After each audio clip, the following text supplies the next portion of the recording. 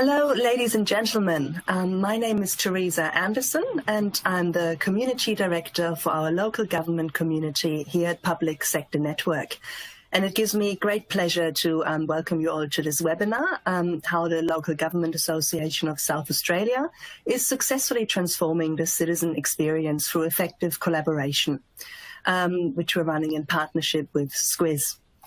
Before we begin proceedings, I want to acknowledge the traditional custodians of the land and pay my respect to their elders, past, present, and emerging. I'm streaming live to you from the Central Coast, where the Kinjung people are the traditional owners of the land. I'd now like to ask you all as a bit of a virtual networking icebreaker exercise to open the group chat as per the video. That's that little icon that you can find at the bottom with the speech bubbles. Please open that up and just type in where you're joining us from today. Just say, hi, streaming from Sydney or Melbourne or wherever it might be. It's a good way of getting to know who else is in the audience and who you're sort of virtually networking here with today.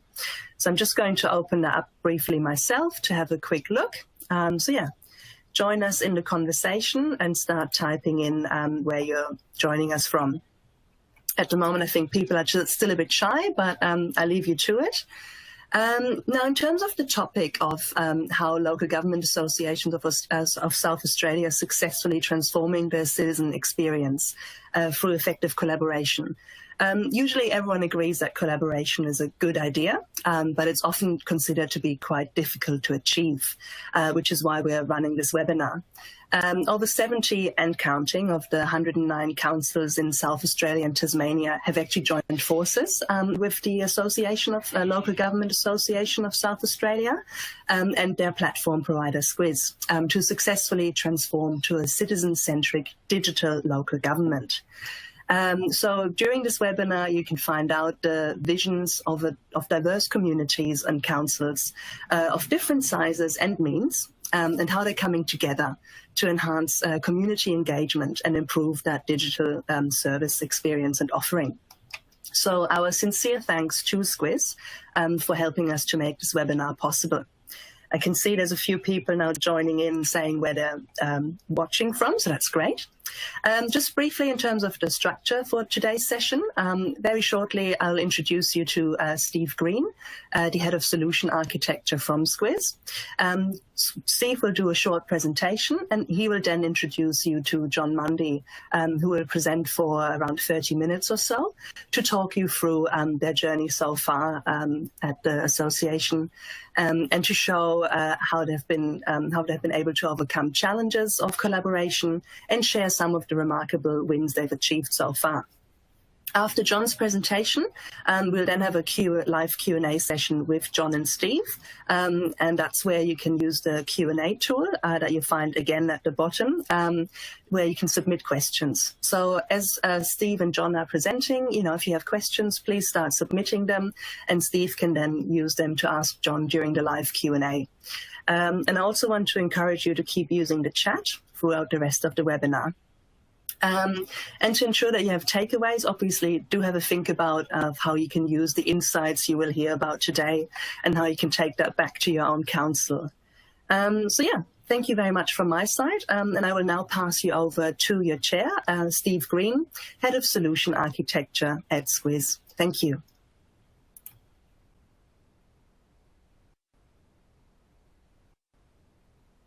Head up Solution Architecture and Pre-Sales here at Squiz.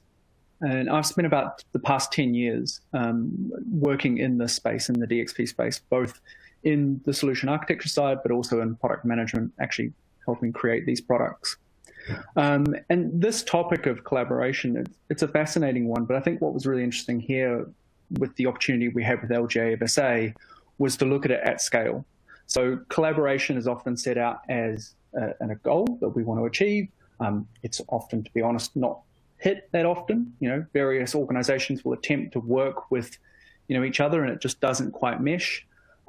Finding then an example of where that's worked, but it's worked at scale, is what's really interesting. But before we dive into that, I just wanted to kind of give a quick overview of who Squiz is and the role we play. We're a global organization So we're based in the UK, United States, New Zealand, but our centre of gravity is here in Australia. So we've got a heavy focus here. We've got about 140 councils globally that we work with. And we engage both directly with them, and then we deliver digital services out to their citizens. If you're unfamiliar with the brand, then what I'd recommend do is have a look at the different industry analysts out there, because we're placed very highly in their different segment scans. So when they look at the DXP space, they place us firmly as a leader in this area. And what's interesting about Squiz, though, is that our technology focus is very, very different to what's usual in the DXP space. So the DXP, if you're unfamiliar with that term, is a platform of tools to deliver digital experiences to your visitors. And in our industry, the focus is typically very heavily on the marketing side of things. So you can imagine a platform of tools where you buy from one vendor their equivalent of Google Analytics and their equivalent of, social platforms. Our focus is much more on the digital services. So the creation of the services that your citizens would interact with. And our tool set is much more focused around that. So you won't see us releasing a equivalent of Google Analytics. Instead, we focus more on things like the core CMS experience. So the ability to deliver content across multiple channels, whether that be a website, mobile phone, a headless application. We're also focused on search. So the search engine we provide was originally developed by the CSRIO, and a much, much different search experience there. And then we also look heavily at integration. So there's a lot of different existing investments that local councils especially have made. So platforms like Tech One and CRM systems. And often what happens is that they still remain in these silos. So we have a real heavy focus on integrating, leveraging those existing investments and bringing it together into coherent digital experiences. And then lastly, data store, which is a new sort of trend we're seeing in the market around low-code solutions. So this is where you provide tooling to developers to make them more effective to be able to turn around solutions that much quicker. And with that, I'll get myself out of the way, because the interesting person to talk to here really is John. And John, I'll let you introduce yourself. If he's able to, there we go. Hi. Thanks very much for the introduction, Steve, and hello to the audience out there. Presenting where I can't see everybody is a little bit different, but hopefully it all goes well today. Yeah, I work for the Local Government Association in South Australia, and I've been here for a while managing their web solutions services that go out to our member councils. And this story really is about a story of transformation for us, where we have come from a place of having an older system and providing services to councils that were certainly meeting their needs, but encountering an environment where we really wanted to push things forward. So I'll tell you all about our story. My colleague is shown here, Simon McMahon, who's worked closely with me to deliver on this project. At the LGA, I'm not only responsible for these web solutions, but also we run the IT at the Local Government Association. So we're technical, and we have about 70 desktops here, and servers and all that sort of thing. So we get quite involved in the detail, I guess. So our story, we had this CMS that had been used by councils for over 10 years, really, and we built it up as a real bespoke solution for councils. But it certainly was starting to fray a little bit, like the chair here in this photo.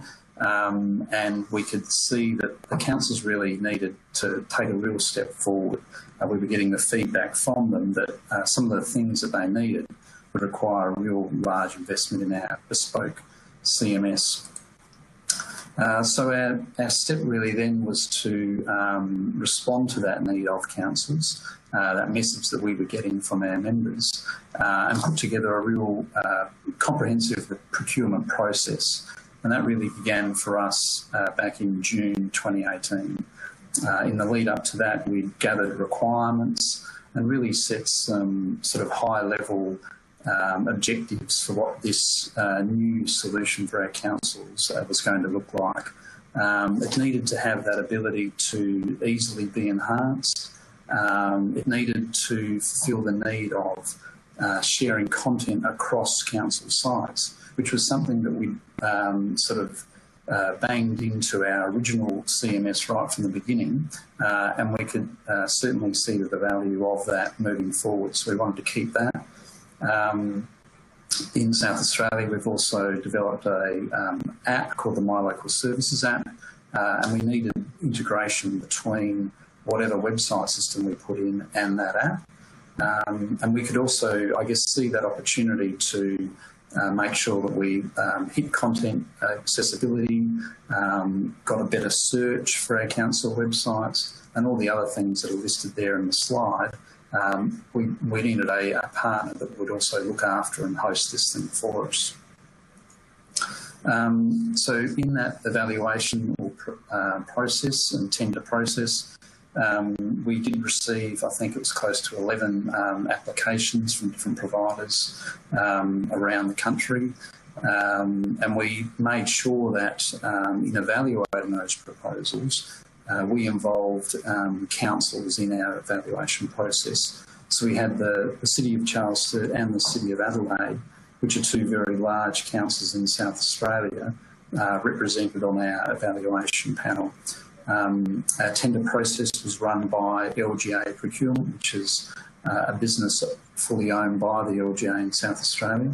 And they made sure that very strict protocols were followed with that procurement process, and in managing, I guess, a bit at arm's length that process for us, and doing it in a very professional way. So while all that procurement was going on, we also needed to work with our own executive to get their endorsement of a reinvigoration and an investment in a new system for our councils.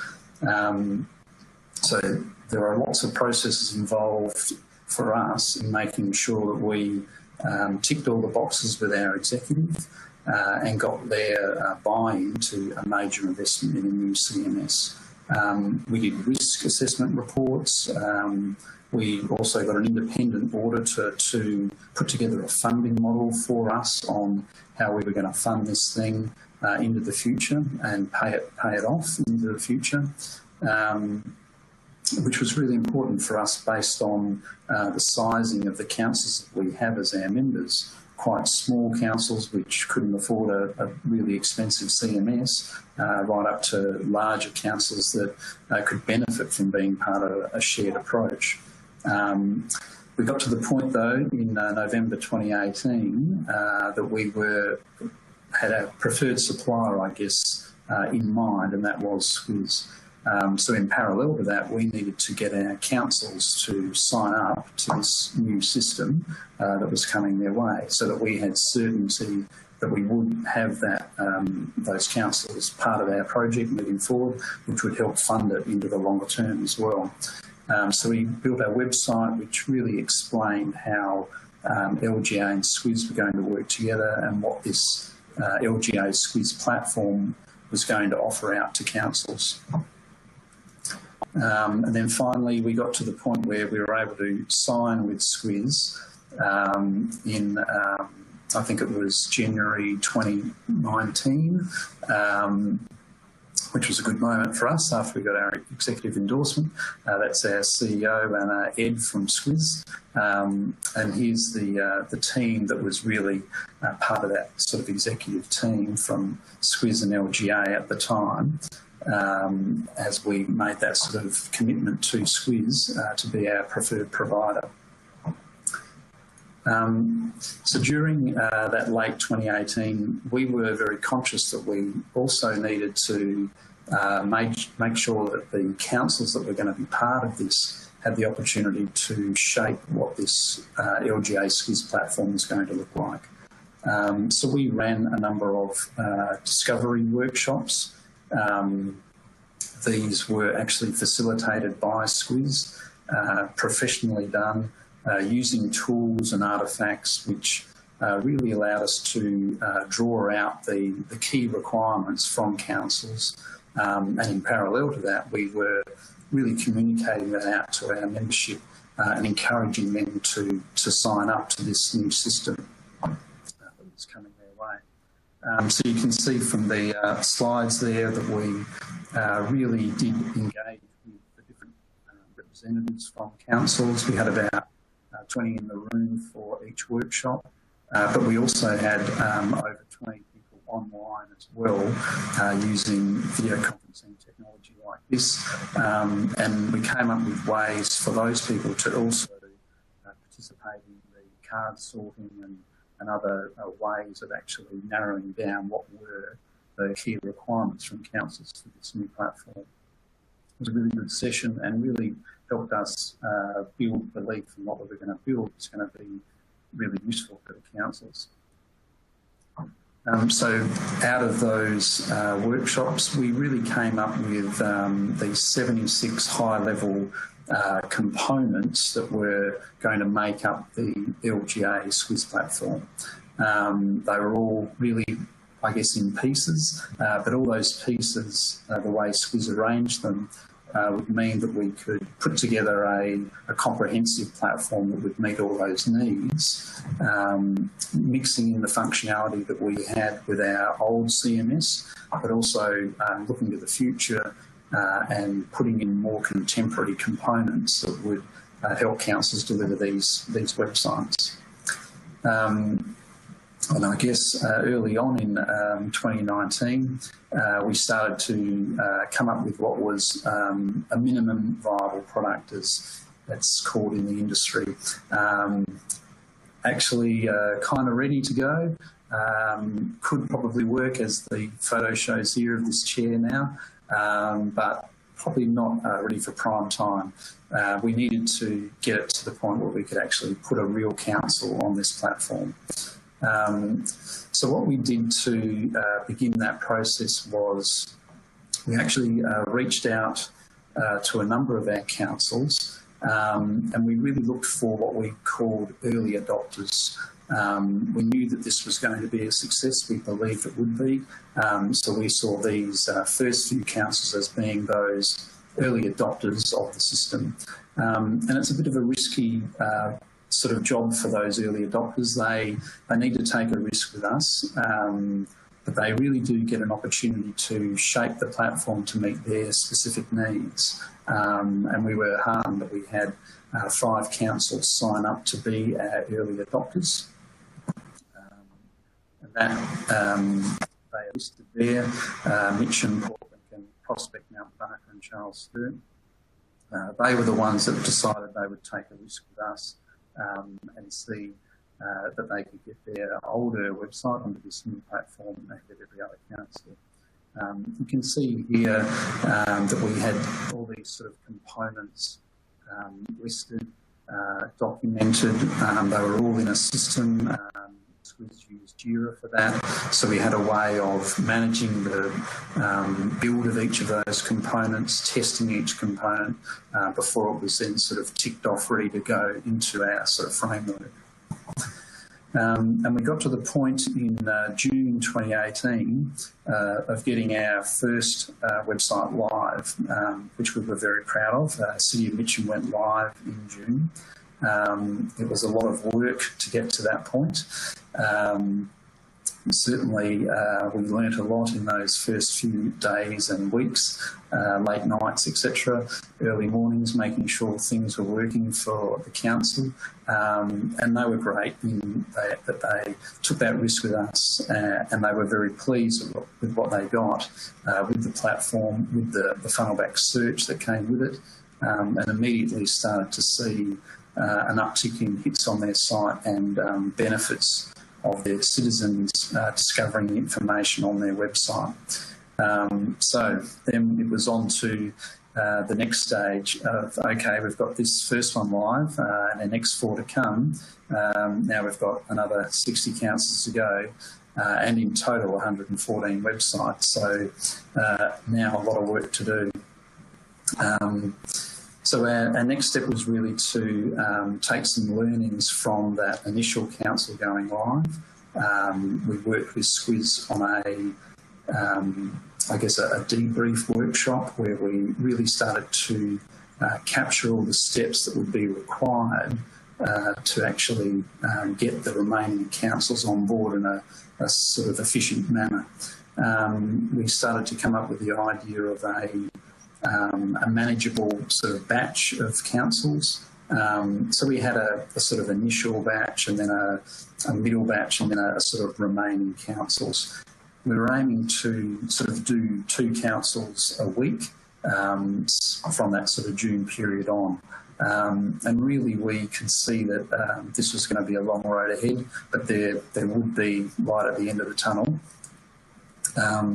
So this is just a bit of a screen grab of one of the spreadsheets, one of the many spreadsheets that were in use as part of this sort of rollout process as we started to dive into that in the sort of latter part of 2019. The green column there shows the councils that are live, but that certainly started off with a lot of white, and we had a bit of an onboarding date that we started that journey with each council. So the sort of more detailed process for us then was how do we take these sort of older sites and get them into this new system, and is there an opportunity to sort of reimagine those sites? So what we put together there to sort of streamline and make that more efficient was a bit of a design framework and a design process that we could get councils to run through. We gave them a list of a choice of 3 different layout types that they could use to reimagine their new website on the Squiz platform. And then we gave them a way of actually deciding on what components would be in their new layout, if you will, for their new website. So they had a fair bit of choice, but still within a bit of a framework which would allow us to systemise the development of these sites. You can see from the slide there the different areas where councils were asked to make a choice as to what component they wanted in or out, and how they wanted that homepage layout to look. What we then did was produce a high quality mock-up for each council, and this is just one of the mock-ups that we produced. And you can see that mock-up incorporates the branding that was supplied by the council, all their styles, their fonts, their colours, all of that was supplied by council, and that coupled with the layout that they chose and the different components that they chose of the layout came together with this very high quality mock-up. And this mock-up is what we then provided to Squiz as the basis for their developers to then develop the site.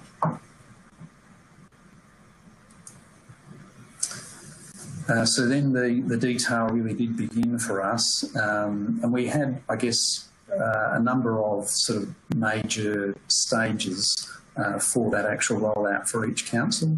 It was like 2 to 3 weeks we were hoping per council.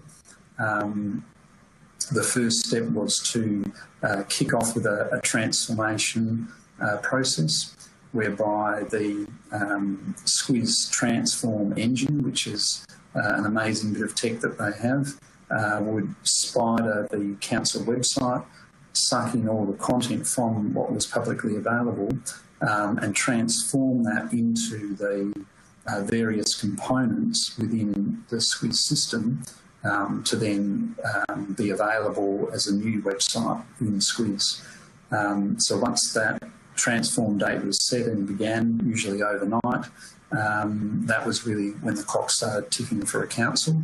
And from that point forward, any changes they made in their old website, they would have to then redo in their new website. So we really wanted to keep that time frame as tight as possible between the transform and then the go live for the council. You can see there we also had a stage of refactoring content, and then we actually scheduled in training for each individual council, looking at their new website in the Squiz console and training on that website.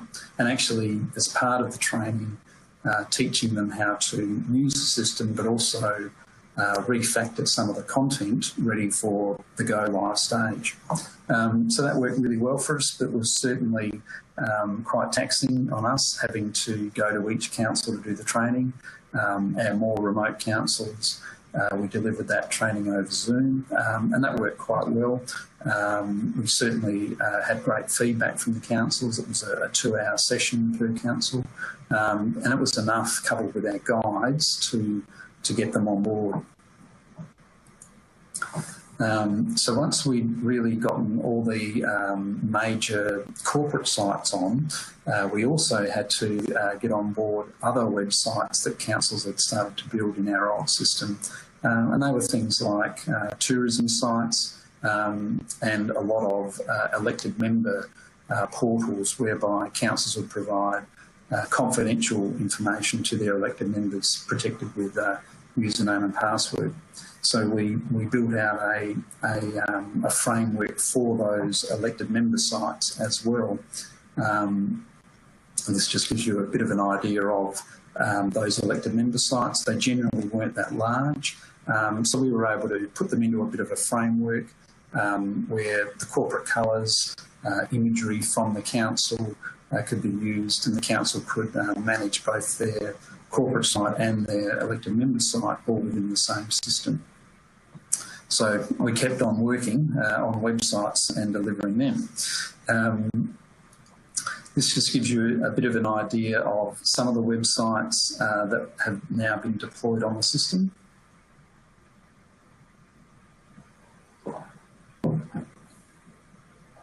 City of Mitcham being our first. And really, I guess, we're quite proud of how different the websites can be on the platform. Using that framework approach, councils were able to, I guess, choose quite different components and books that they would like to have on their website, but still draw them from our shared repository, our shared approach. And the system that's been built by Squiz gives us that flexibility to deliver these, quite different websites, but all using the same underlying components and leveraging, I guess, the benefit of that. We're very lucky in South Australia to have some great imagery around in our different councils, which really does lift the look of the websites. And we're quite proud of what we now see when we skip around to our different council websites.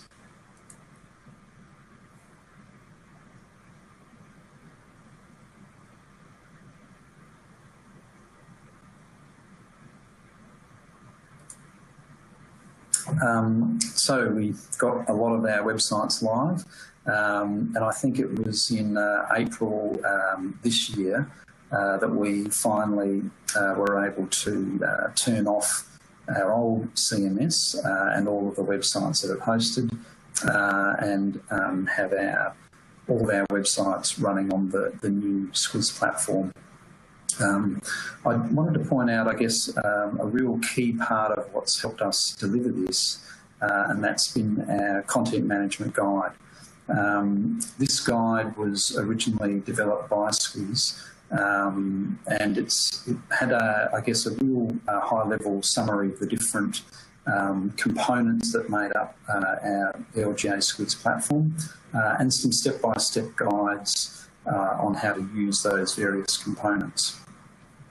We saw it as a great resource, obviously, for ourselves, supporting the councils in the system, but then we started to really enhance that guide and add more and more content to it, and it has really become the go-to manual for the Squiz platform. We've enhanced it with various primers on how to use the Squiz platform, translating, I guess, the various actions that people would have taken in the old CMS and how they used to do things there into, well, this is the new way that you do it in Squiz, an equivalent way of achieving the same end. So we've got our quick primers on the Edit Plus system, and we've got a quick primer on the admin system, the two interfaces to Squiz Matrix. We've been also working on some sort of tidy up projects, I guess, after the final site went live. The system allows us to now integrate grave and cemetery records, which are very important for councils, especially our country councils that do run their own cemeteries. They want those records displayed publicly. So we've now built an integration engine in Squiz that allows councils with their local ERP system to post those records to their public website, the parts that they want to be made public, and keep them in sync between their ERP locally and the council website. Yeah, and I guess we've really worked hard to maintain a bit of a discipline of keeping this guide up to date as we get a support query come through to us, and we can start to knock out an email that's really describing how to do that action in Squiz. We pause, we actually build a how-to guide for how to do that, and put it into the guide so that all of our council staff can benefit from that description moving forward. And, you know, thanks to the council, we've been prompted to, you know, further elaborate on how to do something within the system and make it easy for our councils to do that. So where are we now? Well, we think and we hope that our councils are really happy with the new system that they've got, as these two girls are with their guinea pigs. It has been a really long journey for us. You know, when you look back on it, it's only sort of a couple of years, but a lot of, you know, water has gone under the bridge in that couple of years. You know, 2019 for Simon and I was just a very hard-working year, and for my family, where we just, you know, knuckled down and worked hard on bringing all these councils on board. And we know that Squiz did too. They worked very hard on making sure the system was developed and ready for us, and changes were made as we needed them. And certainly the councils themselves, the staff in councils, we had to learn a whole new system and get used to it really quickly.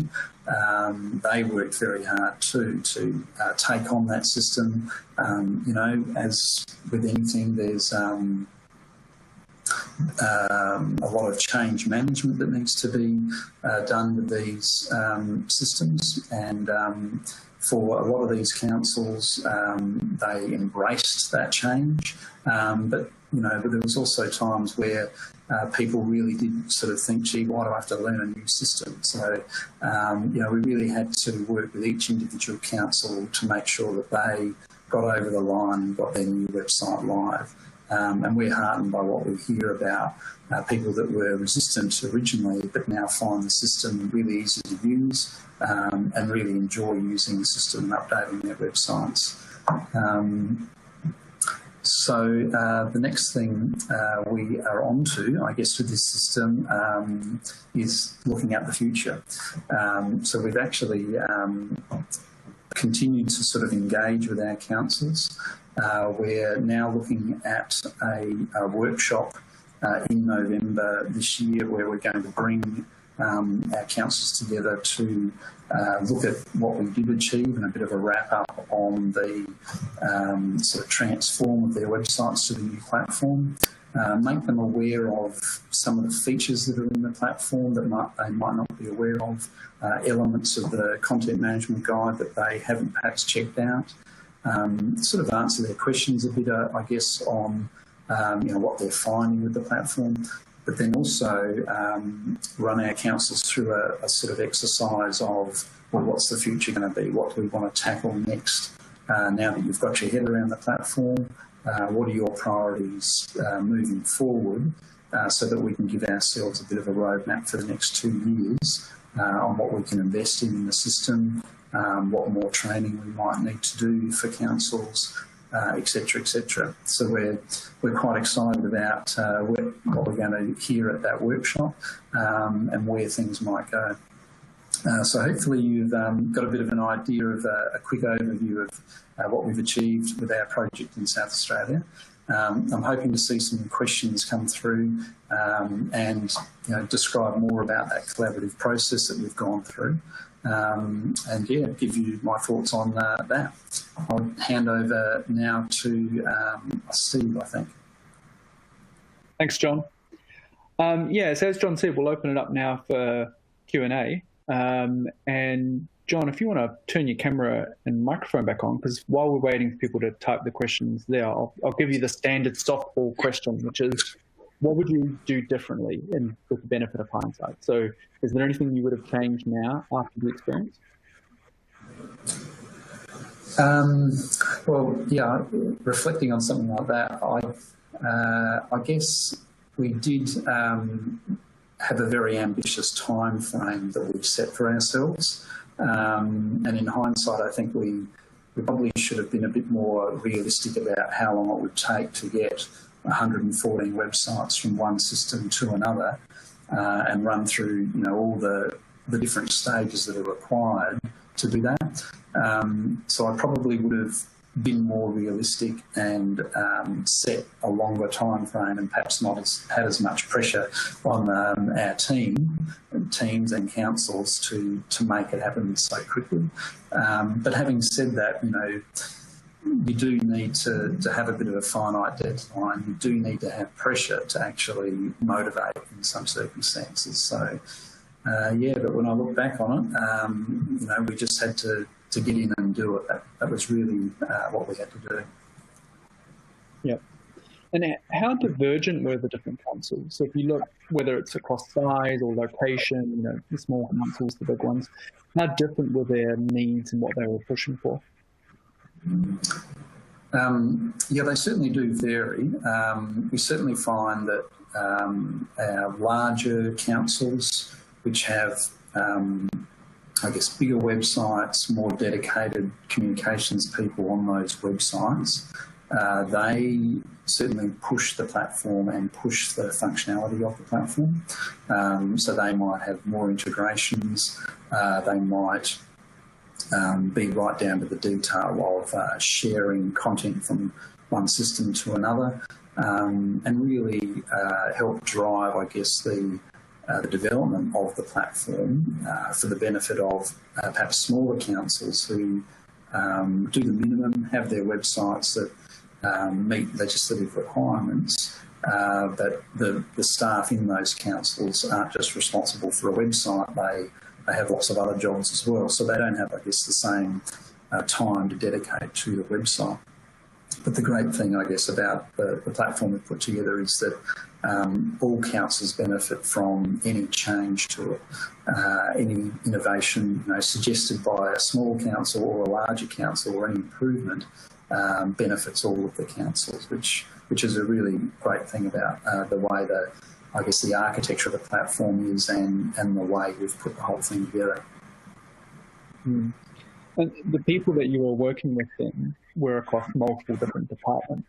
What departments did you work with most closely within the councils, and did that process result in more collaboration between those departments in any way? Well, mainly we do work with the comms people in a council. Your larger councils do have dedicated communications people, and it's generally their responsibility, the website. In years past, websites were a bit of an IT thing because they were off to the side and nobody really understood them. But now they are firmly a communications tool, and it's the comms people that are responsible for them. We do mix in with the IT people a bit to, make sure that technical requirements are met, DNS, hosting, security, bits and pieces like that. And in some councils, like the IT person still actually does own the website or have ownership of it, but that is a bit of a rarity now.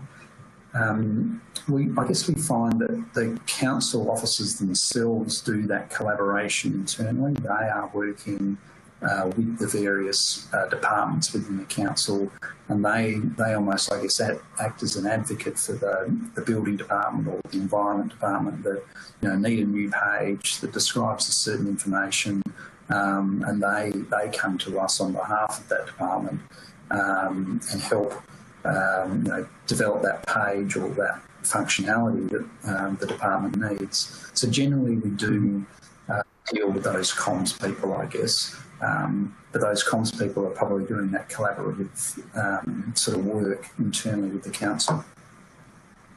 Yeah. One of the audience questions is, how do you manage events?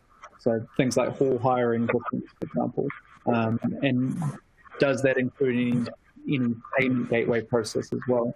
You take payments?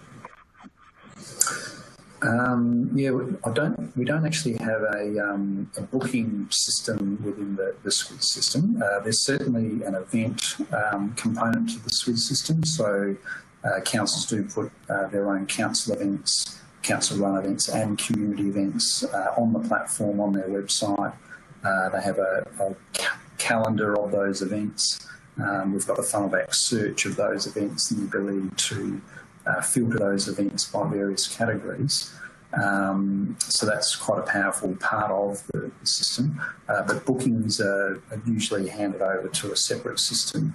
For the payment gateway type thing, we have actually built integration with a major provider here in South Australia, IT Vision, and their ERP. So any IT Vision site that's on our platform, the payments for rates, debtors, etc., expiation fees, they all go through the Squiz website and they're handled within the Squiz website, but the integration is happening direct with our ERP. So that's an excellent service for those councils.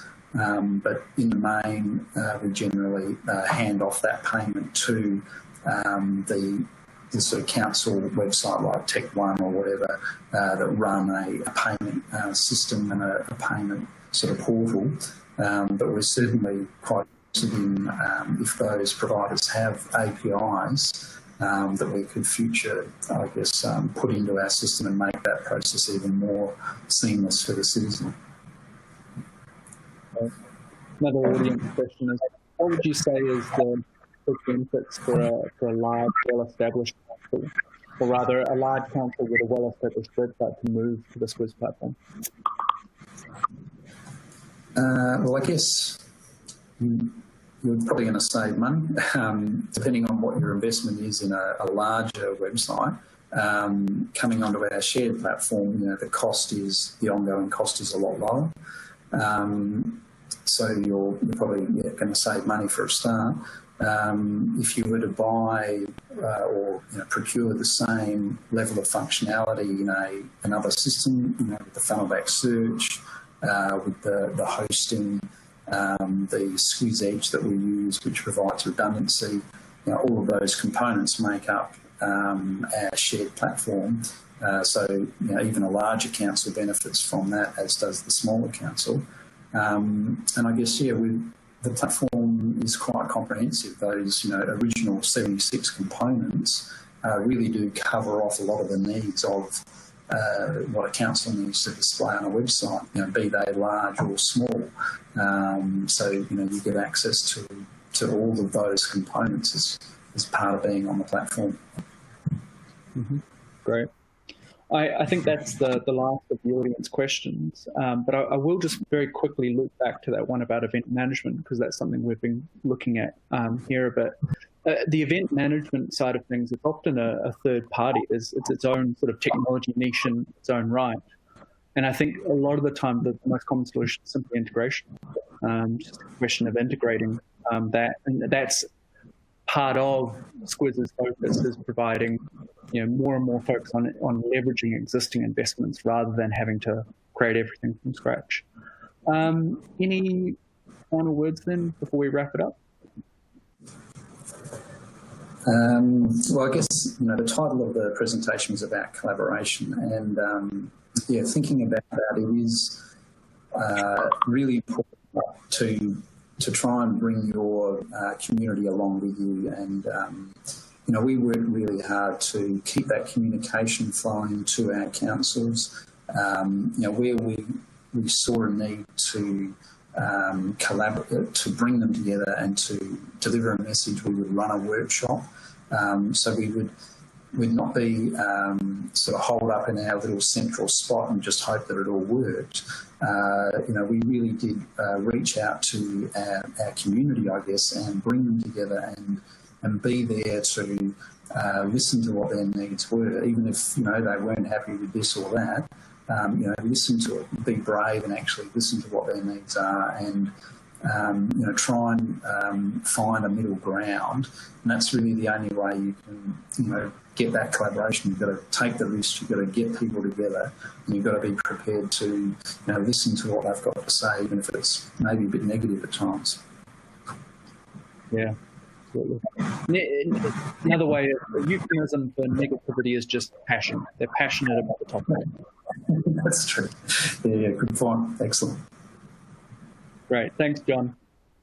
No worries.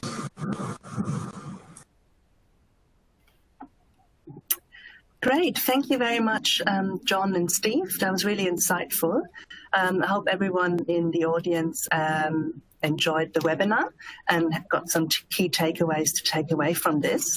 So yeah, thank you again, Steve and John, and also our sincere thanks to Squiz for joining us in hosting this webinar. If you haven't filled out the survey yet, please do so. It'll pop up right now at the end of the webinar. And yeah, it'd be great if you can share your feedback with us.